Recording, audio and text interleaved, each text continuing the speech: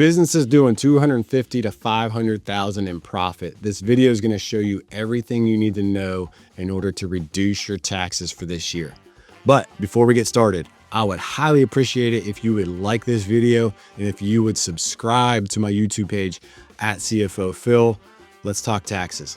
Look, first of all, I hate taxes. I am not a CPA, but I'm a CFO. I love business. With business comes taxes. It is a cash saving strategy. So you got to know. And as the business owner, my job is to help you be educated so that you know the facts, so that you can be making the right decisions. So here we go. What is this big, beautiful tax bill, and does it really matter to me?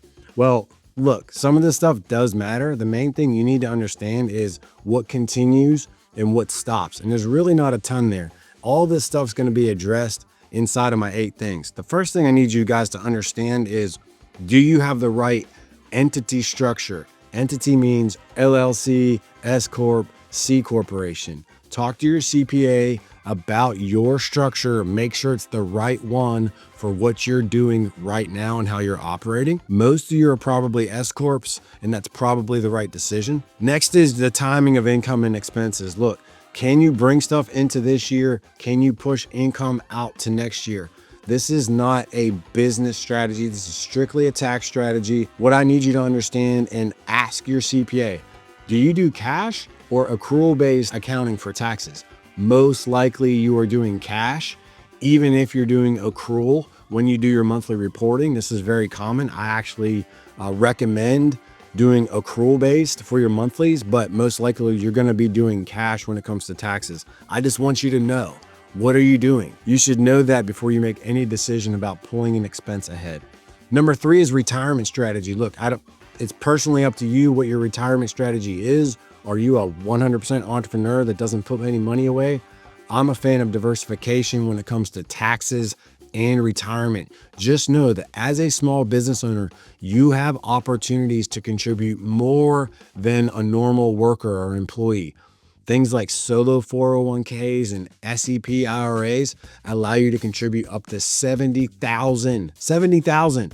Just know that those exist if you're looking for ways to reduce your taxable income. Next is depreciation and write-offs. Things like vehicles, equipment, technology, office build-outs. Accelerated depreciation still exists now, meaning if you bought a vehicle, you could potentially deduct the entire purchase amount from your taxable income. Look, don't use this as business strategy. Buy these things if your business warrants it. Don't buy it just to save on taxes. Like, that's really more of a personal thing, personal strategy. But just know, accelerated depreciation happens. You can take advantage of it. Next, QBID, the Qualified Business Income Deduction. I just want you to know that it exists. Ask your CPA about it. Make sure that you qualify. If you don't, I want you to understand why. This can potentially reduce 20% of your taxable income. So you should be aware of what it is. Next, have a clean set of books, meaning you need to be able to go to your CPA right now, end of year, and say, this is where we're going to end up this year. If you don't have that information, they're not going to be able to give you tax advice because they don't know where you stand. They don't know what tax bracket you're in, so on and so forth. If you're not getting monthly financials, it's time to get on that. Get prepared for next year. Do better. Do better. You know, if you need help with that, let me know. We do that for people. Next, paying your kids. If you got kids that are approaching their teenage years and they can work, you can pay your kids through the business. Yes, they have to actually do something for your business, but you can pay them. Think about it like this. If I can pay somebody and only pay a 15% tax and give them the income and they don't have to pay tax, the reason they wouldn't pay tax is because they're in such a low income bracket, they don't have to pay income tax. That's a good opportunity to help set your kids up, put money into a Roth IRA. So if you want to be generous to your kids, look into paying them. It's a tax strategy. Last, understand standard deduction versus itemized. This changed in 2018. It used to be that itemizing deductions was just going to be the way, but they increased the standard deduction to 31.5, meaning if you don't have that many, you might not be itemizing.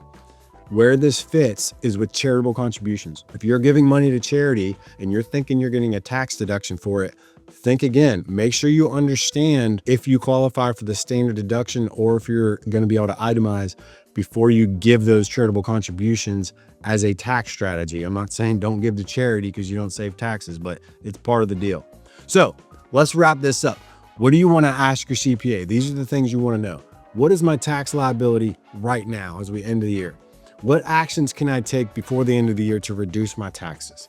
Is my entity structure the right one for my business right now? Should I use a different retirement strategy? What asset purchases are going to help me out before the end of the year? Am I getting the qualified business income deduction? Should I pay my kids through the business? Am I using the standard deduction or am I itemizing? Am I on cash base or am I on accrual base? Look, this is really important, guys. As you finish out the year, look, this big, beautiful tax bill, it's not going to change your life, right? Get a budget, get a forecast as we go in the next year, get a CPA you can trust. If you need referrals, call me. Like this video, share it with your business owner friends, subscribe to me on YouTube at CFO Phil. I'm going to keep giving out financial tips for small businesses. I'll see you next time.